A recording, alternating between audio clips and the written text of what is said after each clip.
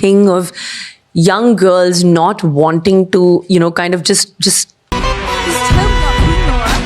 ঢাকাই সিনেমার কিং খান মেগাস্টার শাকিব খানের বহুল আলোচিত cinema Prince once upon A time in Dhaka আসতে চলেছে পবিত্র ঈদুল ফিতরে। ইতিমধ্যে সিনেমাটি নিয়ে দর্শকদের মধ্যে উত্তেজনার তুঙ্গে। আমি খেলতে আসি নাই, আমি খেলা শেখাতে এসেছি। এবার খেলা হবে আমার।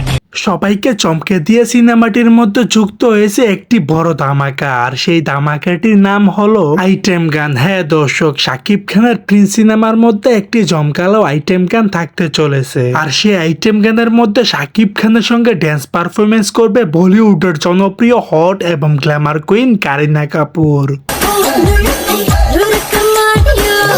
গেলাম ভুলতে গিয়া তাও ভুলি না।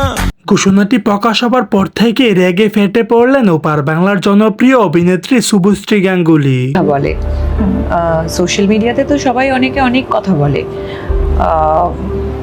তিনি বললেন, সাকিব ছি ছি, এইসব কেমন ধরনের নোংরামি? তোর সিনেমার মধ্যে বলিউডের নায়িকা, তাও আবার কারিনা কাপুরের মতো এত বড় স্টারের সঙ্গে এইসব কেমন ধরনের নোংরামি? এইটা আমি কখনোই মেনে নিতে পারছি না। তোকে অনেক ভালো মনে করেছিলাম, কিন্তু তুই এই ধরনের ব্যবহার করবি সেটা আমার কল্পনার বাহিরে।